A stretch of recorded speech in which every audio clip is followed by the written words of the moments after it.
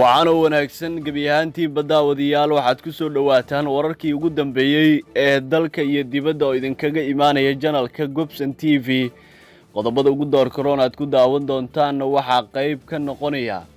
beesha xawaadle oo sheegtay inay joojinayso dagaalka kooxda Al-Shabaab haddii aysan beelaha kale hal arin samayn. maxay tahay arrintaasi ayaad kaga bogan doontaa. wasiir hore sidoo kalena siyaasi caana oo ka dhawaajiyay in ra'iisul wasaarihii hore ee dalka Maxamed Xuseen Rooble uu lunsaday lacagihii ugu badnaa ee dadka Soomaaliyeed. madaxweyne xasan sheekh maxamuud oo ku sugan dalka Uganda ayaa laga helayaa warar hordhaca ee anjadaha qodobada ay ka wada hadli doonaan isaga iyo sidoo kale madaxda dalka Uganda. hay-adaha amniga iyo maamulka gobolka Banaadirna waxa ay amar ka soo saareen xaaladda amni ee khatarta ah ee ka jirta magaalada Muqdisho. qodobadaas iyo qodobo kale ayaad kaga bogan doontaa barnaamij wareedkeena daawade, balse marka hore waxaan kaa codsanayaa inaad channelka subscribe taabato, muuqaalkana like saarto oo aad u sii share gareyso saaxiibadaada kala duwan ee kugu weheliya baraha bulshada. mar waliba waxaan u taaganahay inaan kuu soo gudbino xogtii ugu dambeysay iyo sidoo kale warar xaqiiqda ku salaysan inagoo ku baahina halkan daqiiqadba daqiiqada ka dambeysa. waa maalinimo axada, taariikhduna ay tilmaamayso 9 bisha 10 ee Oktoobar sanada 2022. waxaad ku soo dhawaataan qodobadii aad daawateen oo intaasi ka sii faahfaahsan. beesha xawaadle oo ka mid ah beelaha sida weyn dagaalka ula galay kooxda Al-Shabaab ayaa markan waxa ay sheegeen inaysan xilligan sii wadi karin hardanka iyo dagaalka xooggan ay kula jireen kooxda Al-Shabaab haddii aysan beelaha qaar qayb ka noqonayn dagaalkan, iyagoo culayskii ugu weynaa xilligan uu soo wajahaya beeshaasi degta gobolka Hiiraan. dadka ku nool gobolka Hiiraan ayaa culayskii ugu badnaa kala kulmay kooxda Al-Shabaab maadaama ay kala hortageen kacdoon adag iyo sidoo kale dagaal. kooxda ayaa xoogeeda isugu geysay gobolka Hiiraan. xildhibaan Cabdullaahi Sambalolshe oo ku sugan gobolka Hiiraan oo u waramaya VOA-da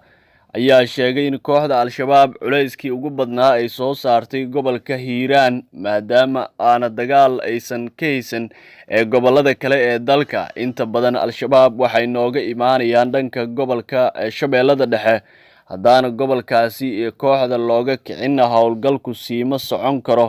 ayuu yidhi xildhibaan Sambalolshe. sidoo kale xildhibaankan oo ka hadlayay dhanka gobolka Galgaduud oo Al-Shabaab ay dhul badan ka joogaan ayaa yidhi Galgaduud xoog ayay u joogaan Al-Shabaab oo waa naga soo weeraraan ama way u baxsadaan. marka haddaan la helin howlgallo kale oo ka bilowda gobolada deriska ah, culays badan ayaa nooga imaanaya kooxda Al-Shabaab, ayuu yidhi.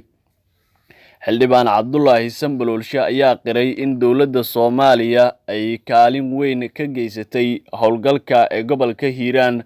maamulka gobolka iyo kan Hirshabeelle iyo dowladda dhexe ayaa gacan ka geystay dagaalka Hiiraan, ayuu yidhi xildhibaan Sambalolshe. waxaa inoo qorshaysan in howlgalka lagu baahiyo galbeedka gobolka Hiiraan. Galgaduud dhaqdhaqaaqyo aan badnayn ayaa jira oo halkii la rabay maysan gaarin. waxaana dalbanaynaa in gobolka dalka oo dhan laga wada bilaabo howlgalkan si shabaabku u awoodi waayo in hal meel uu culayska isugu geeyo, ayuu hadalkiisa ku sii daray xildhibaan Sambalolshe. dhanka kaleetana wasiir hore iyo sidoo kaleeto siyaasi caana ayaa sheegay in ra'iisul wasaarihii hore ee dalka Maxamed Xuseen Rooble uu lunsaday lacagihii ugu badnaa ee Soomaaliyeed, isaga oo shaqooyinkii ugu badnaa ee xilligaasina geynayay dad ay ehel yihiin ama ay isku qabiil yihiin. waxaana uu sidoo kale shaaca ka qaaday in ciddii ka hor timaada arrimaha uu watayna uu xilka ka qaadayay, waana sababaha uu wasiirkan xilka kaga qaaday. wasiirkii hore ee arrimaha dibadda Cabdi Saciid Muuse Cali ayaa markii ugu horeysay si faahfaahsan uga hadlay khilaafkii soo kala dhaxgalay isaga iyo ra'iisul wasaarihii hore ee Soomaaliya Maxamed Xuseen Rooble. wasiir Cabdi Saciid oo u waramay warbaahinta Geylan ayaa sheegay in isaga iyo ra'iisul wasaarihii hore ee dalka maxamed xuseen rooble aysan isku qabsan wax la xiriira dhuxul la dhoofiyey maadaama shaqo ka joojinta uu ku sameeyey rooble ay salka ku haysay dhuxul laga dhoofiyey dalka sidaa ogtahay ra-iisul wasaare rooble shaqada waa ku cuslayd isaga shaqadiisa markii hore ma ahayn wax la xiriira siyaasad waxaana uu ahaa injineer ma ahayn nin kala saari kara siyaasadda iyo caadifadda ayuu yidhi dood ayaana dhex martay aniga iyo isaga intii aan wasiirka ahaa way badneed ayuu yidhi dhowr jeer ayayna dhacday taasi wasiirka ayaa intaasi ku daray dood way kala weyneed arrintan waxaana ka mid ahayd fasaxidda qaadka aniga November ayaa ilaa iyo December ayaan joogay ayuu yidhi waxaana mar waliba laygala hadlayay sidii qaadka loo fasaxi lahaa wuxuuna rooble ii keenay nin qaraabadiisa ah oo la siiyey mashruuca qaadka iyo sidoo kale nin kale oo wasiir ahaa wasiir cabdisaacid ayaa sheegay inuu iska diiday cadaadiskii kaga imaanayay ra-iisul wasaarihii xilligaasi maxamed xuseen rooble iyo kooxdiisa waxaana xusay in uu u sheegay in ay sugaan inta la gaarayo doorashada madaxweynenimo aniga waxaan dhahay doorashada ha la sugo ayagana waxba kuma taagnayn oo mar kasta oo aniga aan diiday inaan arrimaha qaad ka galo ra-iisul wasaare rooble waxa uu dhahayay farmaajo ayaa ku dhahay sidaas miya aniga waxaan ku idhi farmaajo waxaas igama hadlin haddii aad og tahay inuu farmaajo diidan yahay adiga u tag ayuu yidhi wasiir cabdisaciid ayaana sheegay in ra-iisul wasaare rooble uu handaday wasiiro kale oo ku qasbanaaday in arrimaha qaadka ay la ogolaadaan balse waxa uu sheegay inuu isaga marnaba ka hadlin wax ku saabsan qaadkaasi maalin buu rooble ii yeeray si degdeg ah iigu imow ayuu dhahay markaan u tagay waxa uu dhahay waxaan rabaa inaad maanta qaad ka fasaxdo wasiirada kale waa la hadlay adiga bis ayaa ku dhagan wuxuuna igu dhahay ma ogtahay xalay inaan ku riyooday aniga oo shaqada kaa qaaday taasna waxay ahayd handadaad sarbeeb ah waxaana ku dhahay ra-iisul wasaare haddii aad rabto inaad qaad ka fasaxdo dhib ma lahan anaa kaala shaqaynaya ee muwaadiniinta Soomaaliyeed ee lagu dhibayo garoonka Nairobi orod kala soo hadal ayaga haddii ay taasi aqbalaana waxyaabo kale oo ganacsiga ku saabsan waan ka wada hadlaynaa wuxuuna igu dhahay haye waan kala tagnay ayuu yidhi cabdisaciid sidoo kale wasiirkii hore ee arrimaha dibadda Soomaaliya waxa uu sheegay inay jiraan arrimo kale oo ay isu qabteen isaga iyo ra-iisul wasaare maxamed xuseen rooble balse waxaa kaliya uu xusay in ay jiraan arrimo badan oo la xiriira saxiixa heshiisyo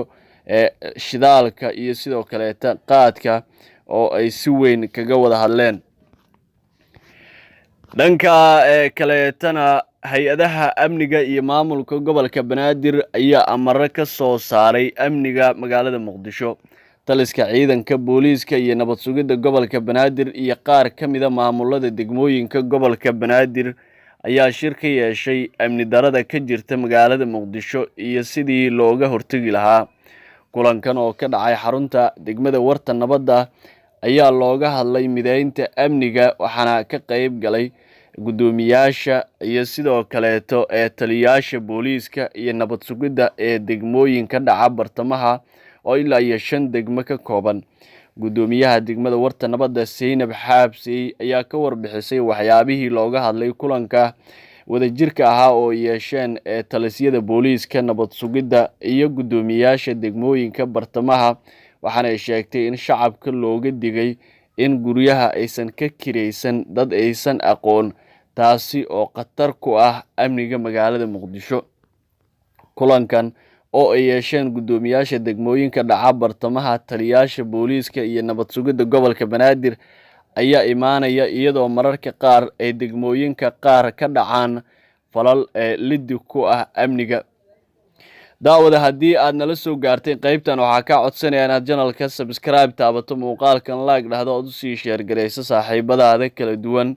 ee kugu heliya baraha bulshada mar waliba waxaan u taaganahay inaan ku soo gudbino xogtii ugu dambeysay iyo sidoo kale warar xaqiiqda ku salaysan inagoo ku baahina halkan daqiiqadba daqiiqada ka dambeysa